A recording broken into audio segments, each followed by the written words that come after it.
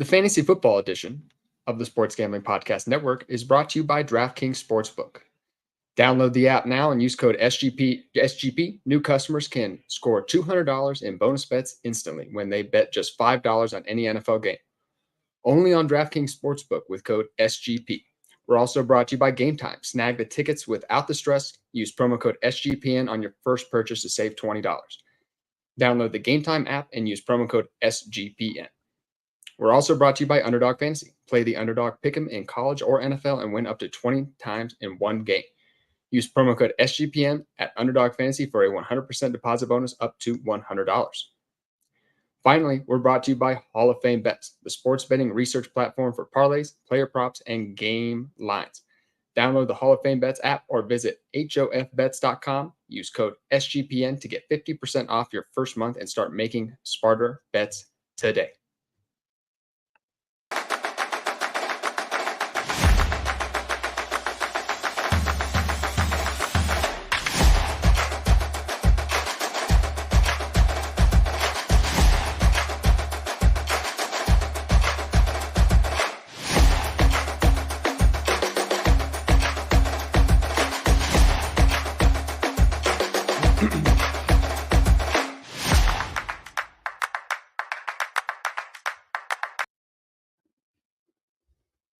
Hello, everyone, and welcome to the SGPN Fantasy Football Podcast.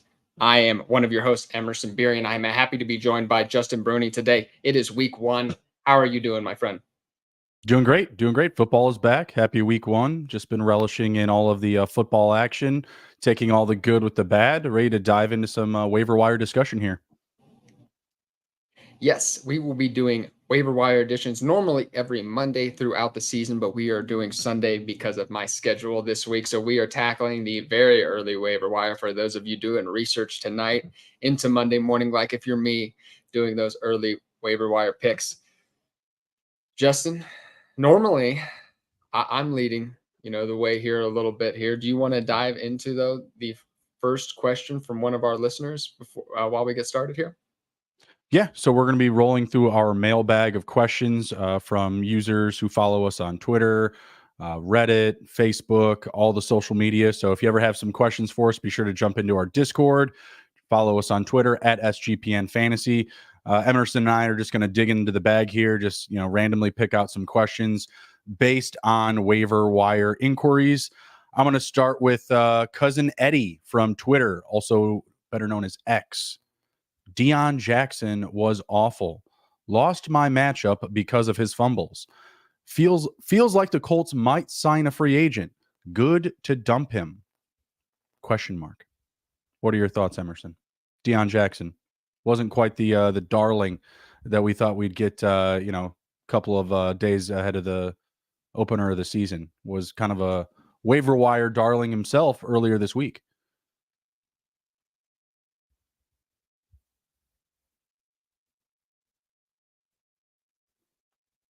Starting off strong already today. Are you there? Once again, this is the final show this will happen because I do have my live hookup to my Wi-Fi coming shortly. I was just thinking before the show that I didn't talk to Justin about that again. But once again, the second week in a row that my Wi-Fi connection's giving me a little bit of beef. But like I said, that will be fixed this week. I'm connecting live up to my internet and will no longer be faced with this recent internet troubles. But diving into Deion Jackson, yes, I do believe he is droppable. Leonard Fournette and Kareem Hunt are just waiting in the wings to dive bomb somebody's waiver wire pickup this week. However, Zach Moss will be returning shortly. With Deion Jackson performing poorly, I expect Zach Moss to be probably the lead back until Jonathan Taylor returns. And I think Jonathan Taylor, I think he actually does. I'm feeling, just the tea leaves. This is just me speaking, just the vibe that I'm getting out of there is that Jonathan Taylor, I think, will return shortly after week 4. I don't think there's value to be had in holding out this season. I don't think it's going to gain him a lot of money on the market.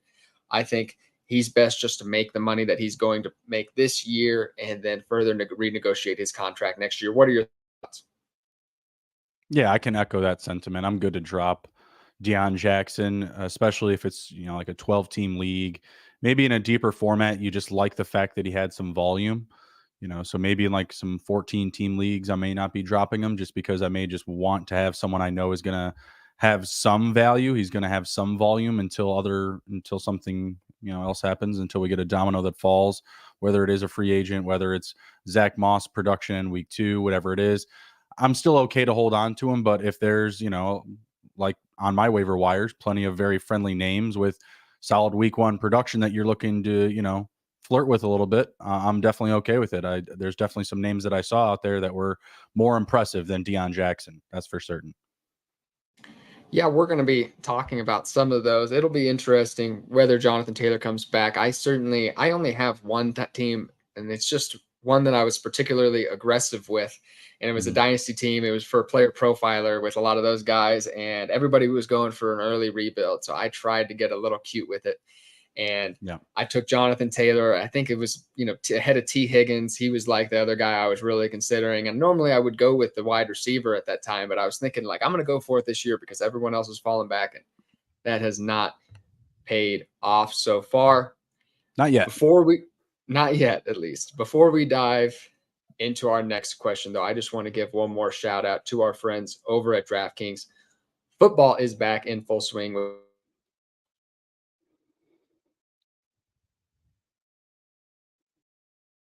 betting partner of the NFL.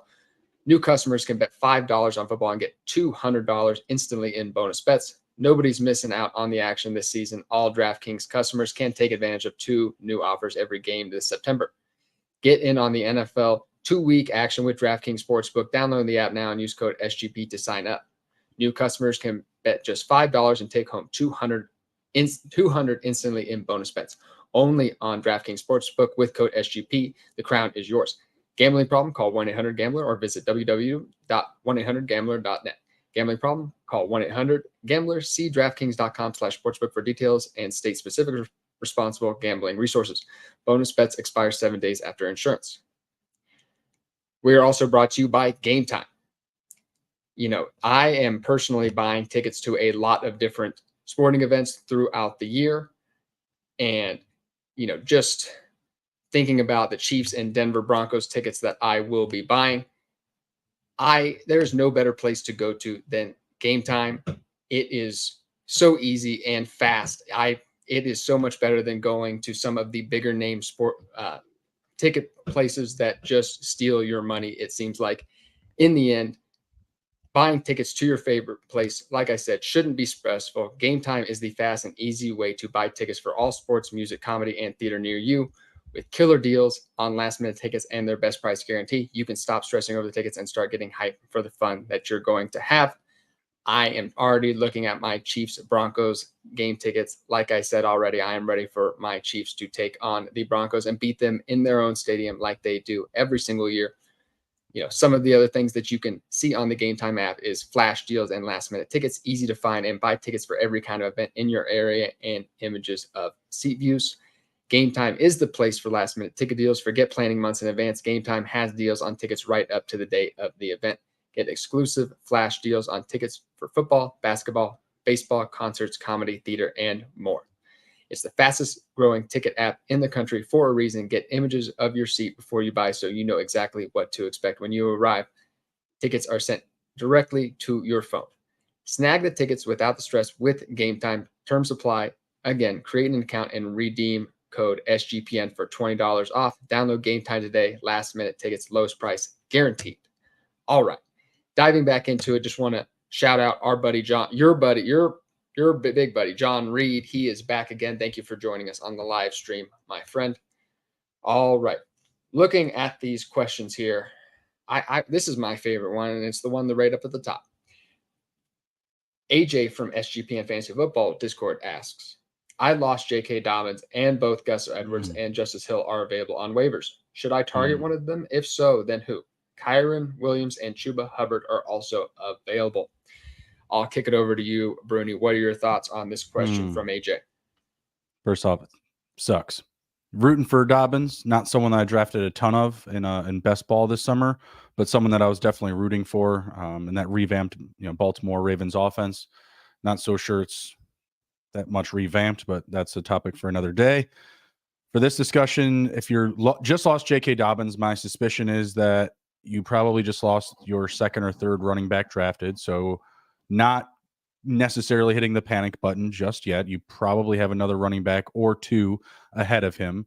So I don't want to overestimate the situation here. I mean, I know Justice Hill did have 2 rushing touchdowns, but he really didn't do much per carry.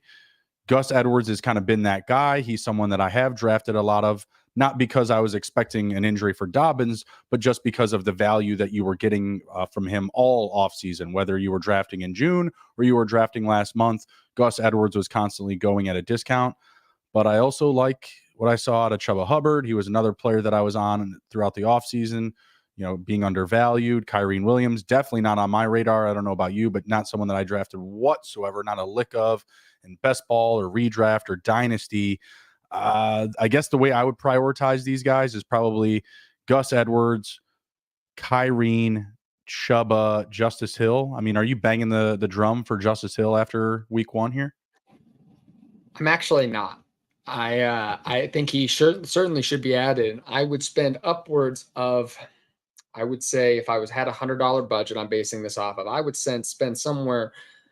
I would spend like a $7 bid. I would not go over 10%, I think, because if you look at it, I believe he had 6 rushes for 6 yards. Gus Edwards was actually the more effective back, although they split the work. Gus Edwards just didn't get the touchdown. I'm not saying it's going to be Gus, but I wouldn't go overboard and just assume it's going to be Justice Hill. Also, you do have Leonard Fournette and Kareem Hunt sitting in the background. Like I said, one of those players very well could be on the Baltimore Ravens very shortly. It is very sad about J.K. Dobbins, though. The guy cannot catch a break. It's just very sad because he was trying to negotiate for a bigger contract that's likely not going to come. I actually, in my home, I would call it my home league, I guess you could call it, with some of my best friends. That's where I lost J.K. Dobbins. I took him in the 5th round. I had gone started early wide receiver. So I'm a little bit disappointed, but that's also the league where I can get some extra value because it's my friends that I'm playing with instead of these analyst leagues or something like that where no value ever falls. So not in too rough shape. I like how you just subtly called your friends bums. I like that. That was good. That was great. It's hard to get them to, they'll be half of them fall off by week 12. They're not setting their lineup. So it's easy pickings, you might say. Going over to Brian from Twitter. Is it worth targeting Calvin Austin III or Allen Robinson, replacing Deontay Johnson in a 16-team league? If not, who is the best option? Well, that's a tough question as far as the best option in a 16-team league, but I guess I would say no still. But I guess if those guys are available in a 16-team league, then I think, if those are the best options, or if those are the guys had the most production, I guess you could consider it. I guess I would just wait and see on the Deontay Johnson situation. I would wait for more information to come in, see if there is a significant injury. I haven't seen any recent updates on the scenario. Feel like that's a Monday situation. Feel like that's a wait and see type of situation. Between the two, I guess Calvin Austin still, not based off of what I saw, but just based off of the talent. I know Allen Robinson, we've seen a lot from him in the past, but as of late, been just kind of a speck on the radar, we'll say. And I feel like both of their production came from just garbage time. Like, this team was playing from behind big time in this matchup up against San Francisco. They were never really in it. You could even say that, Pickens wasn't getting production down the stretch because of how far out of it they were. But if it's really that narrow, I guess I would give the edge to Calvin Austin. It looks like I do have Emerson back here. Emerson, what are your thoughts on this question here?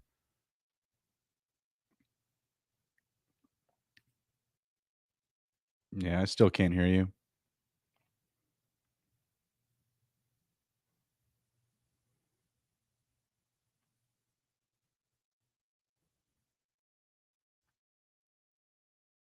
Is it me? Is it you? I have no idea.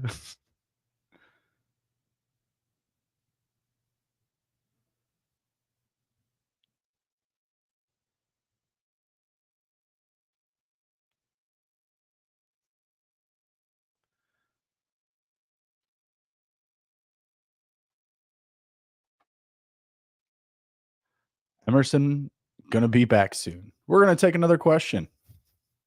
I wish I had a drink for this episode.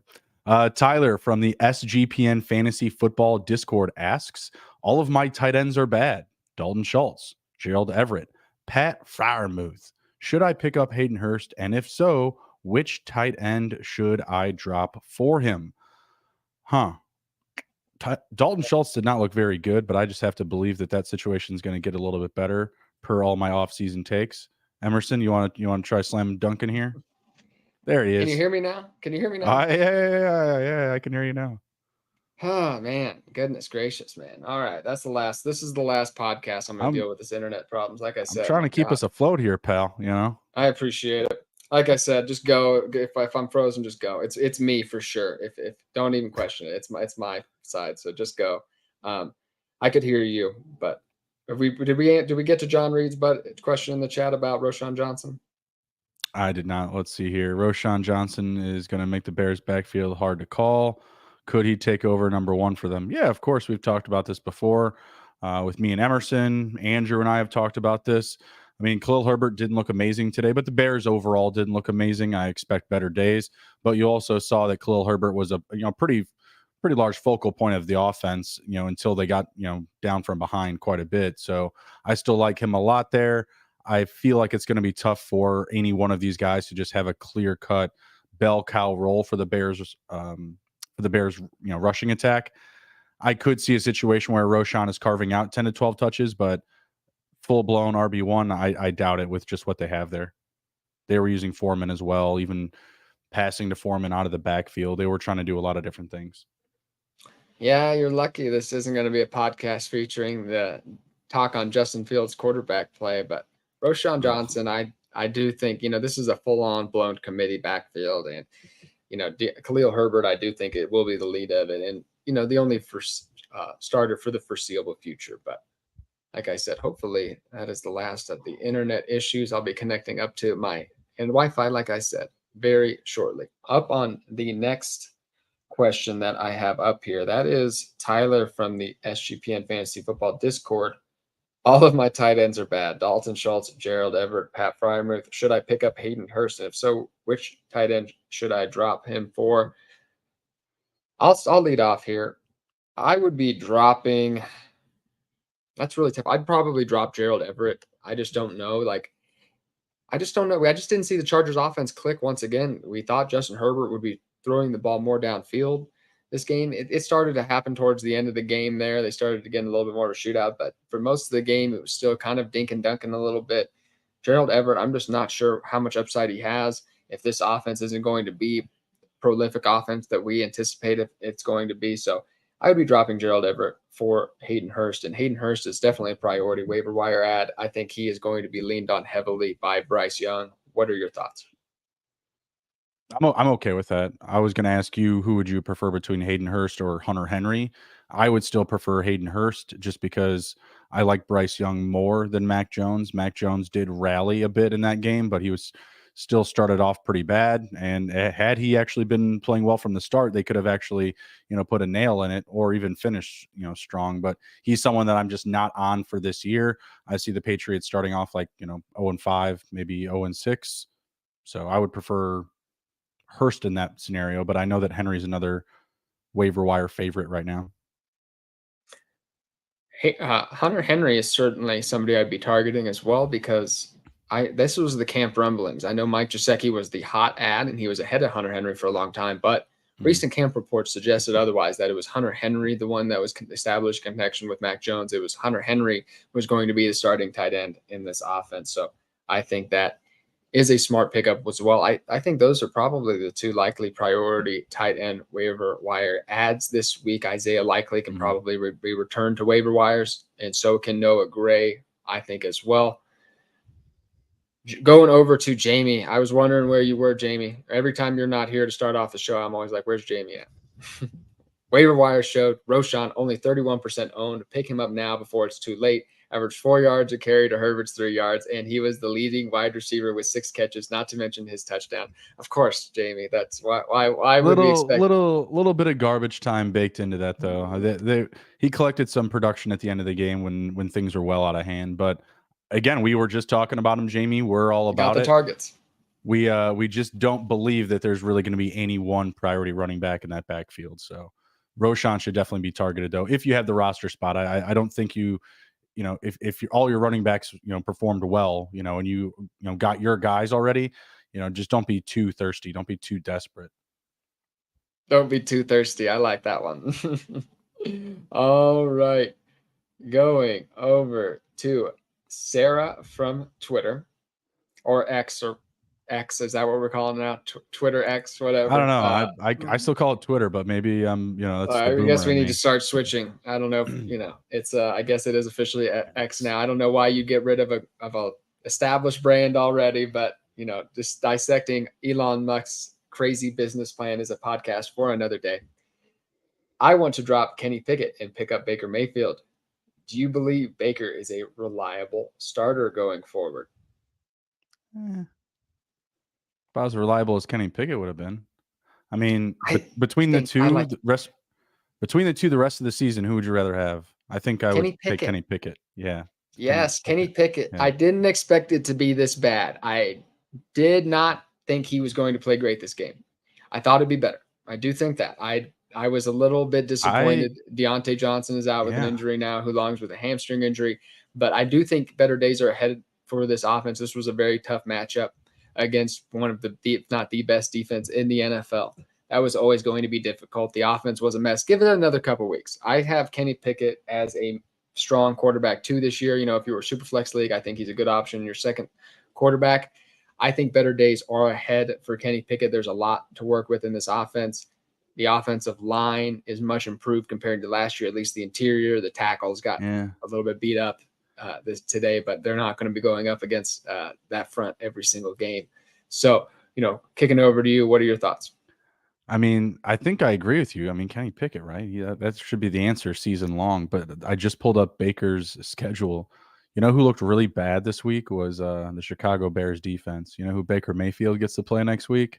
Chicago Bears defense. Ouch. Baker could be a nice streaming option in week 2. I mean, the Bears defense looked atrocious, making Jordan Love look like a superhero. I mean, there could be something there. If you need a dart throw, if you're super desperate, Baker Mayfield week 2, there could be something there. It's not a strong conviction that I have for this take. I wouldn't lean too much of your fob on this, but I think there's something there.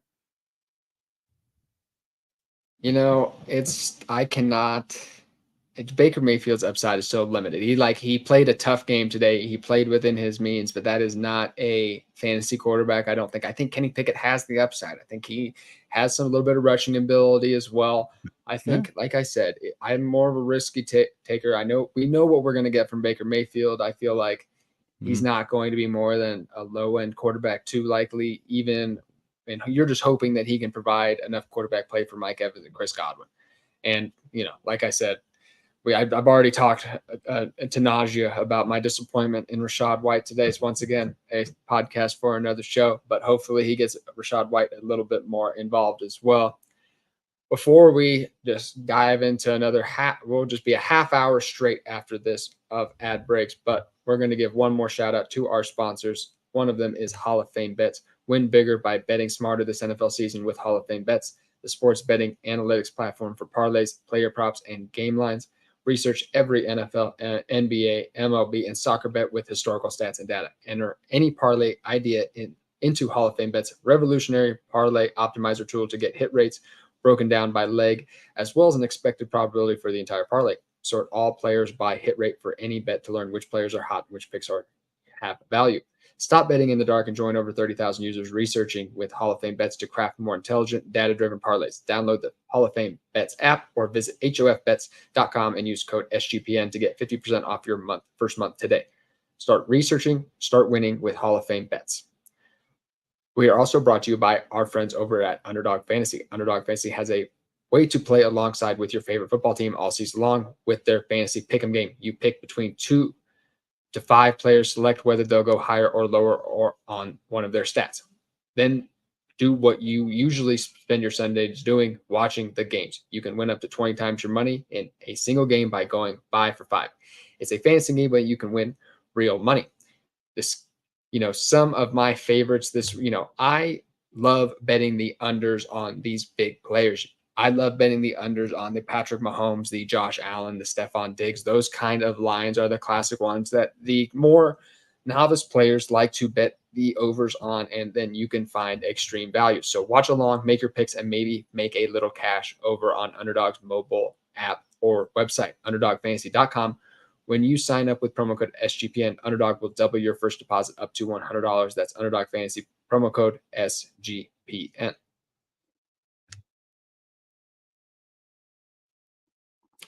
And if you wouldn't mind, if you are one of our listeners on YouTube, John, Jamie, if you wouldn't mind clicking that like, subscribe button, it means so much to us. We would really appreciate it.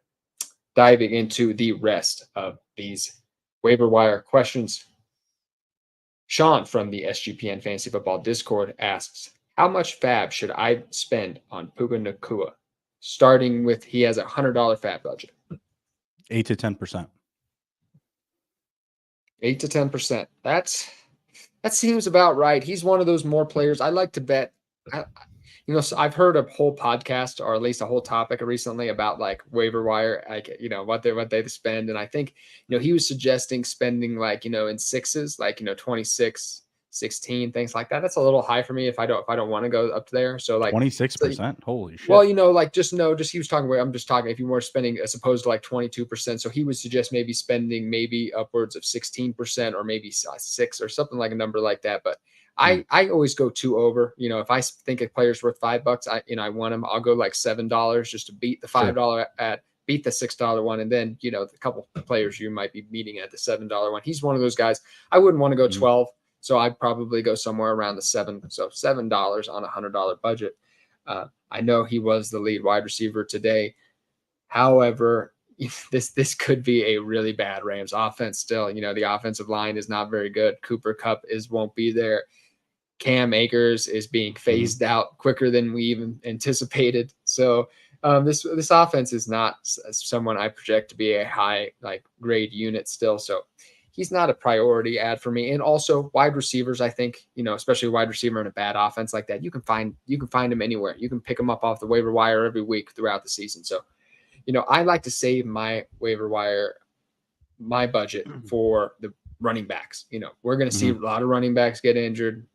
I like to save my money for a super flex league, a quarterback or somebody like that, a waiver wire tight end that when I need that. So wide receiver is the most saturated position in fantasy football. So, what's your thoughts on that? Maybe like spending running back versus wide receivers. Has that have any effect on you? No, it's just always about the situation and my situation. You could be looking at Puka Nucua and you may have Cooper Kupp now in your IR spot. You may have, Jonathan Taylor missing from your lineup. You may have Deontay Johnson now out. We just discussed his injury. You may just be missing players now because of injuries or just, your poor calculation of your offseason takes or your offseason beliefs in some players. Tell you what, CD Lamb's not looking too great right now. He's only got 2 catches a day. Not someone that you're going to be taking out of your lineup, but if you drafted him and Cooper Kupp, top of your draft, not looking too good. So sometimes you have to, spend a little bit more, if you want to get a little bit more aggressive and also make sure that your, league mates aren't leveling up as well.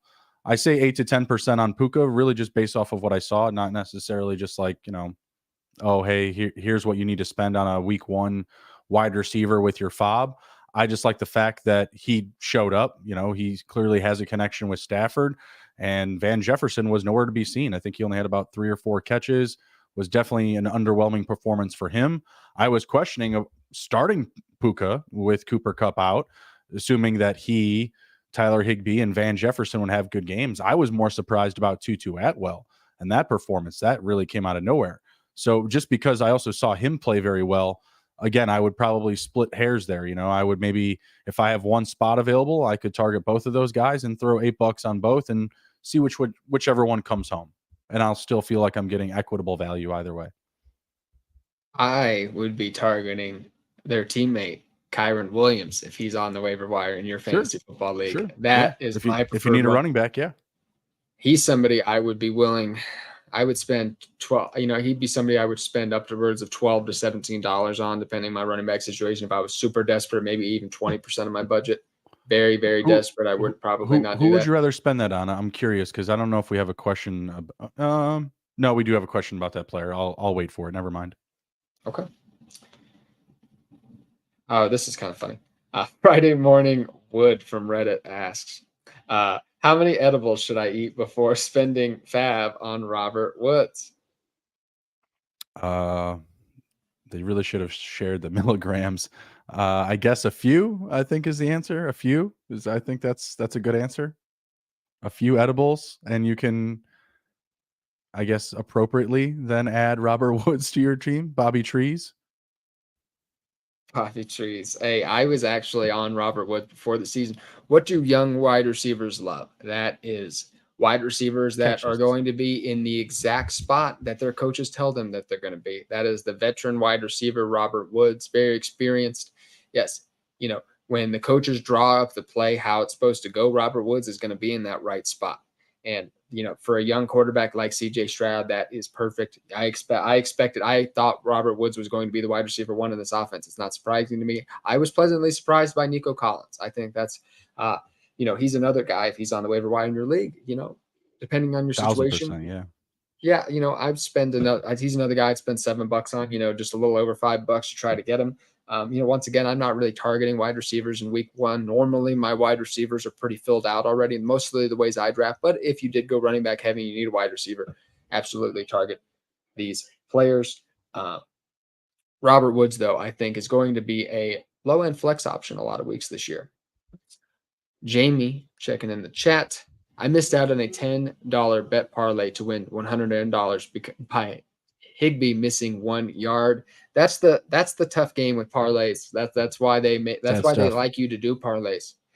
Parlays are extremely hard to hit, and Vegas makes their money on parlays. So I've been trying to shift away from the parlays, even though seems very lucrative to do so. I've been trying to just bet more single bets more than anything lately.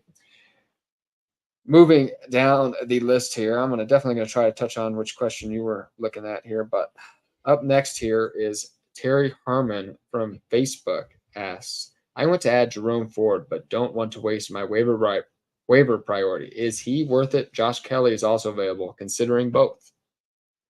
I like Josh Kelley more. That was the player that I wanted to bring up. Is Josh Kelley looks like someone you may want to spend a little bit more on, and that's just because of how we've seen Kellen Moore deploy a rushing attack with multiple backs in Zeke Elliott and Tony Pollard.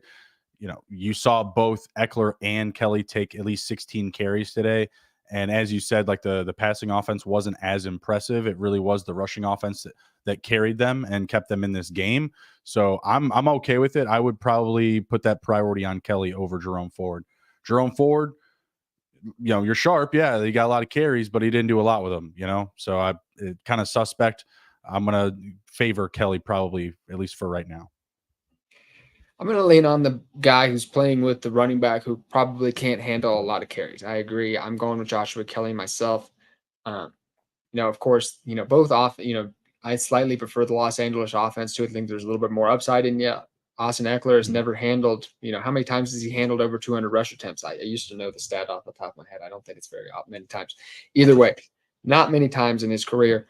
So there's going to be plenty of rush attempts in this offense available for the second player. Joshua Kelley appears to be that man up and had a nice game today. So he is certainly somebody to be checking out. Like I said, I prefer, instead of grabbing that hot wide receiver from that week, I'd like to stash those second string running backs. That's what I like to do on my redraft benches. I usually like to draft firm wide receivers that I can start every week and just have a plethora of running backs available to me later on.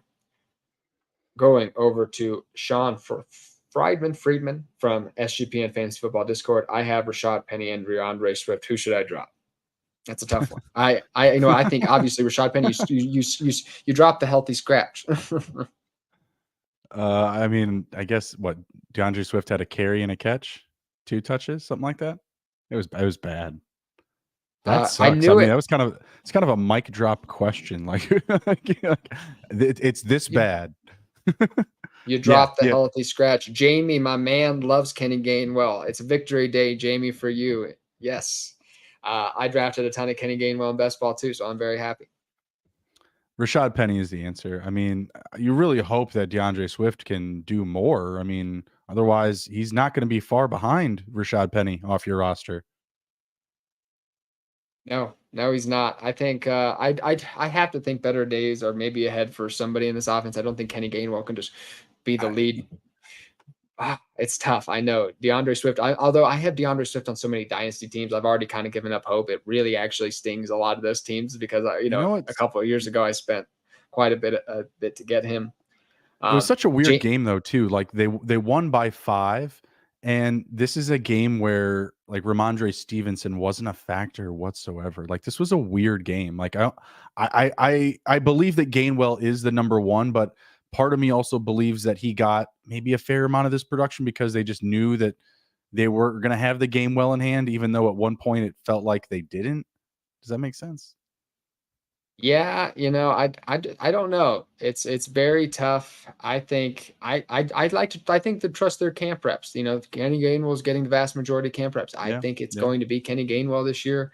DeAndre Swift, I do think is going to be more of a factor in the pass game than he was today. I'm not sure what that'll lead to. He needs to get some work though. I mean, he's too talented to leave on the bench. I can't think this is the end for DeAndre Swift. Him just dying on the Philadelphia Eagles bench with Kenny Gainwell starting, but anyways, we'll go over to kick it over to Jay. Actually, we have a question from Jamie up top here first before we click it over to the Game of Thrones, Jon Snow.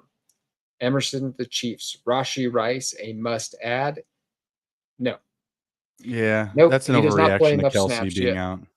I think, if he's free, if you're like tired, if you don't like somebody on your bench and, you're already done with them, if you have J.K. Dobbins and you don't, I would not be targeting Rashee Rice particularly this week off a touchdown. That's what's driving his production.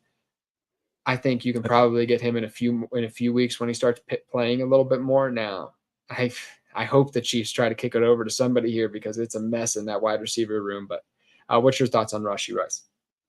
Yeah, it's a pass for me. I mean, if you can get him for free after waivers clear, then I'm good with that. But I wouldn't spend any sort of fob on him or anything like that. It's just an overreaction to Kelley being out. I completely agree.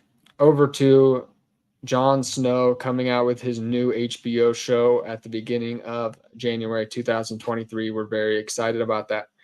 Now that J.K. Dobbins is out, who will be their next running back?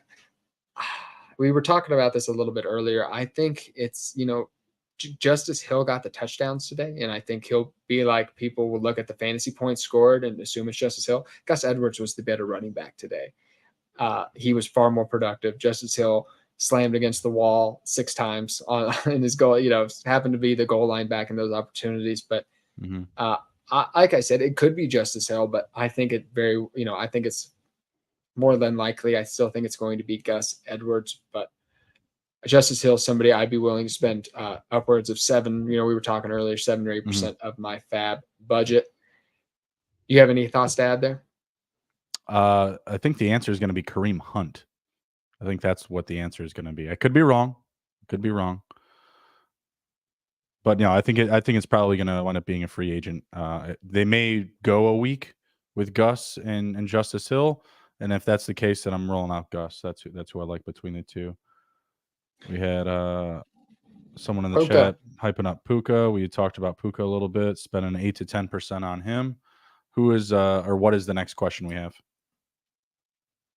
Tamron 47 from Reddit asked, should I be worried about dropping Rashad Bateman? He didn't impress me, and I already had my concerns about him. Starting him, thinking he would perform better with Andrews out.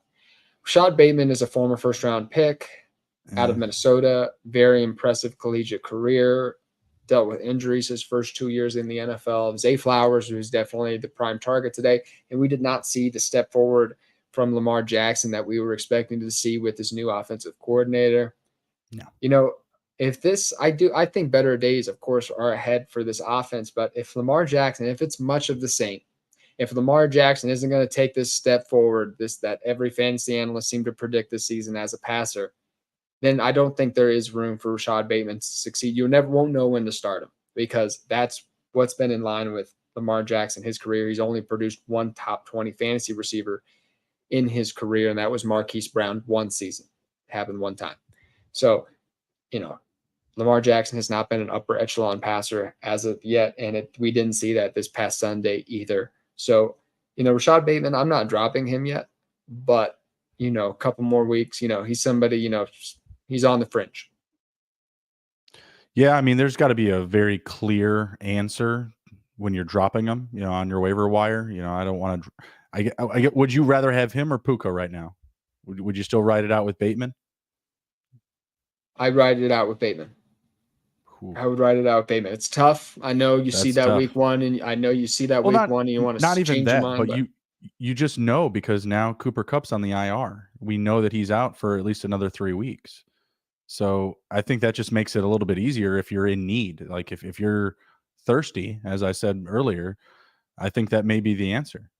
Because I don't see Rashad Bateman getting more than 6 or 7 targets on a weekly basis. We just saw Puka Nucua come down with 9 catches.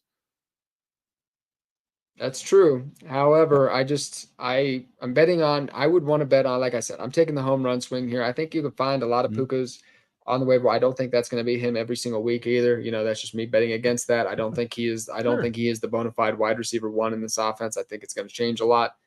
Tyler Higbee's going to get his, and this offense likely won't be very good, but it's close, but I'm holding on to Rashad Bateman for now because I've always liked the talent as a player. He just has not seemed to be able to put it together yet.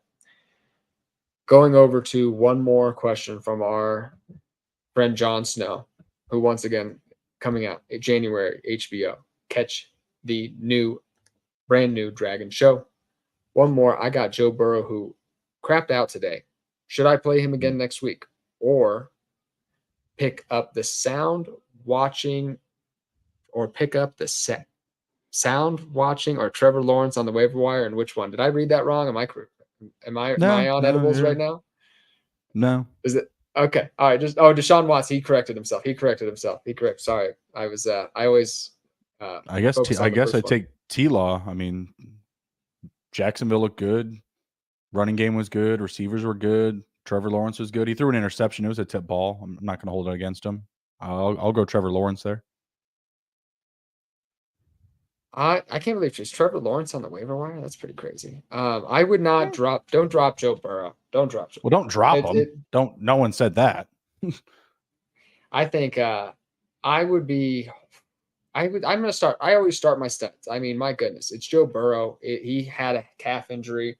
He has Jamar Chase and T. Higgins. I'm not thinking too hard about this. Trevor Lawrence, although he is improving, I think he is a very good quarterback in the NFL. I don't think he's proved yet he is in that same tier as these guys.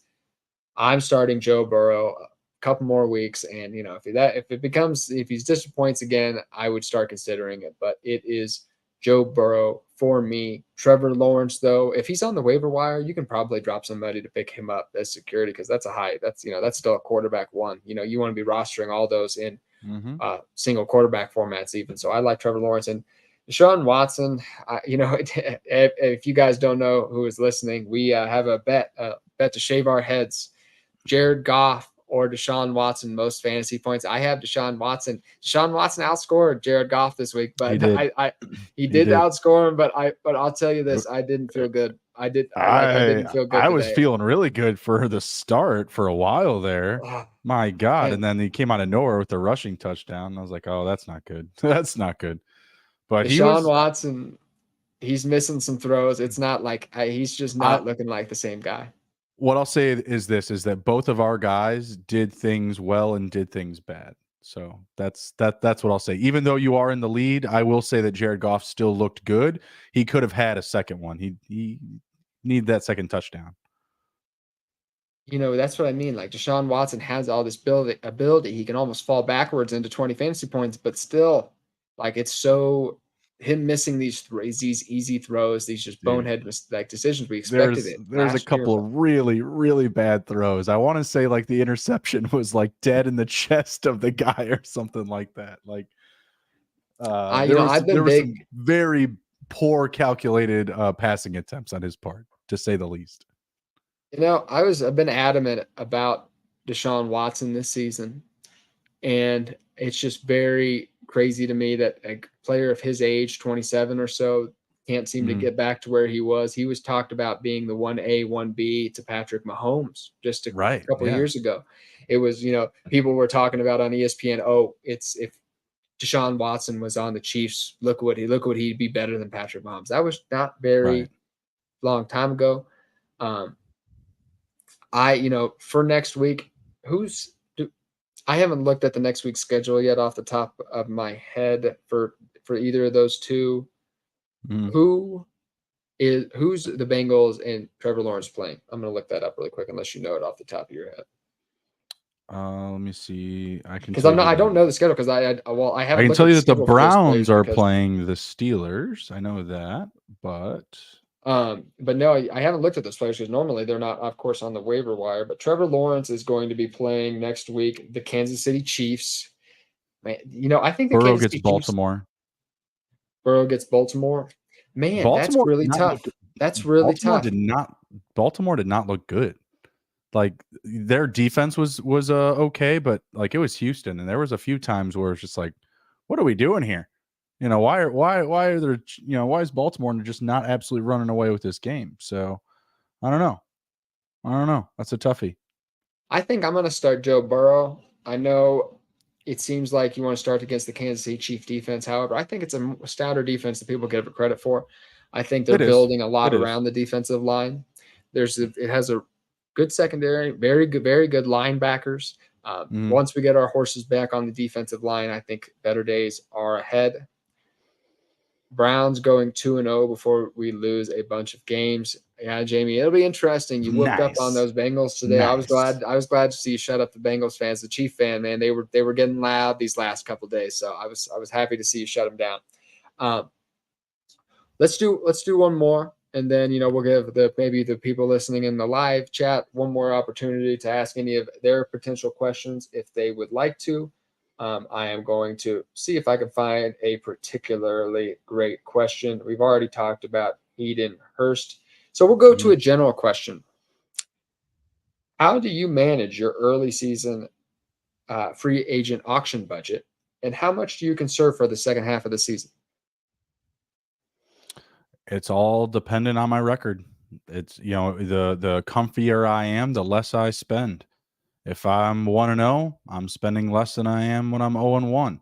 Now, obviously, when I do lose and I'm, trying to make up ground, whether it be from poor performances or injuries or just playing matchups or just making sure that my league mates aren't getting a level up on a particular player, I still want to be practical. So like yourself, I tend not to overspend. I think you had a good bit of advice, target what you think they're worth. And then if you think that you really want them, then pay a little bit more, et cetera. I think that's a good point. But overall, it's really just about knowing your league. I mean, you're going to know your league best, and you're going to know what players and what owners are going to spend stupid amounts. Try to get them to spend those stupid amounts early. You definitely want to get the people that are going to spend $44 on a player when you have $100 fob. If you know that they're going to be out there in your league and they're going to be active, then get them to spend that money, and then you can prowl the streets later in the season. The leagues that I've won when I've brought home championships and made money, it's always been because I've had a nice war chest in the last 3 to 4 weeks. But that's also because in those leagues I was getting off to a good start. I wasn't losing week 1, 2, or 3, etc. It comes down to like, you think you can find Alvin Kamara? Can you find that like just game-winning player? And a lot of the time it's this. If it's a second-string running back who's purely getting this opportunity because he's just the next guy up, we know who he is. That's not a guy I want to go spend 30, 40, 50% of my fab budget on just because he has that role now. If there is a young ascending player who has a great game, that is maybe when you potentially get aggressive with your fab budget. That's maybe somebody breaking out, emerging as a star in this league, or at least, for a stretch of time. So, that's somebody who I'd be. But yes, I think it's important to save your waiver wire, at least a portion of it, for those playoff matchups. There's going to be the running back position just gets so rough during those fantasy weeks. A lot of the time, the fantasy championship game is not there isn't a bunch of star-studded running backs. It is whoever's alive at the end of the year, second, third string players who happen just to be starting that week. I was trying to think of just the most random names. Over the years, I've just put the craziest players into playoff matchups and won, just random weeks. Rashad, was that crazy Rashaad Penny stretch last year or the year before? The year before. The year before. Oh my gosh. Just Mhm. Rashaad Penny tearing through the fantasy football playoffs. Just random things. Pretty wild stuff. But we'll end up here with a comment from Jamie. Cowboys using Turpin a lot now, but it'll be an overreaction to fantasy players who don't pay attention to game scripts. Yes, I am sure. I haven't gotten to analyze at this Cowboys game much at all. I was on a podcast with my buddy Seth Dywall that'll come out in a couple of days, just right before this one. So, Here, I'll do your homework for you. The Giants suck. That's the analysis. God, right? This is crazy. I just can't believe this is a Colt, another just like the New York. I hate to call you out. The New York Giants and Chicago Bears hype trains this offseason. People, of course, the Vegas didn't think necessarily they were going to be that great, but they had their hardcore believers, and it's a tough day for you, I imagine. I mean, yeah, for sure. But Fields played a lot better than Dan Jones. Dan Jones has like 59 passing yards. It's the fourth quarter. The $40 million man. Yeah, come on now. Like, there's a bit of a difference here. I mean, at least the Bears were putting up some points. To me, the Bears, it was more about just very, very bland play calling, and I don't know, very bad start, and just also really bad defense. So all those things combined, they're not good. I'll hit you with one thought. Always hire offensive coordinators as your head coach, because you want to be nursing the play of your young quarterback. Defense, much more. We've seen what great defenses have done against Patrick Mahomes in the Super Bowl these last couple of years. It's more about the quarterback play, but we'll end it with that. Justin, anything you want to shout out, what you and Andrew are doing this week at SGPN, anything we got coming up? Yeah, we'll have our starter sit show for week 2 on Thursday. Be sure to jump in the chat for that. Going to be a bunch of good stuff there. Follow us on Spotify at SGPN Fantasy Football.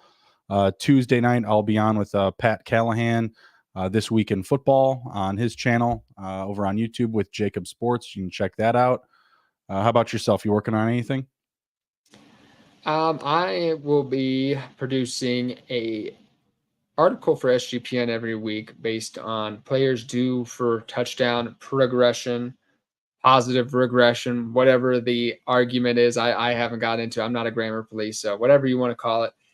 I will be, flex players depending on touchdowns and things like that. I highlighted Tyler Algier as a player this past week that I thought could be one of those players. I thought Bijan Robinson would be used heavily between the 20s because of his ability to catch passes, and then Tyler Algier would be vulturing those touchdowns. So I'll be looking for more plays like that.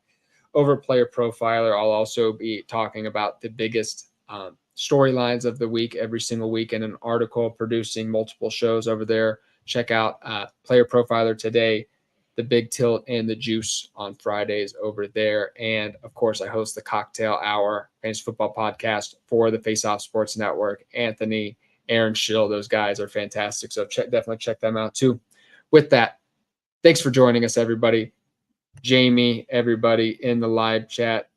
John Reed making fun of my internet once again. I get it, John. This is the last time. I have my I got it. You see this? I got it in the mail today. I just didn't have time with me working. I have it. I'm connecting up to the internet last time.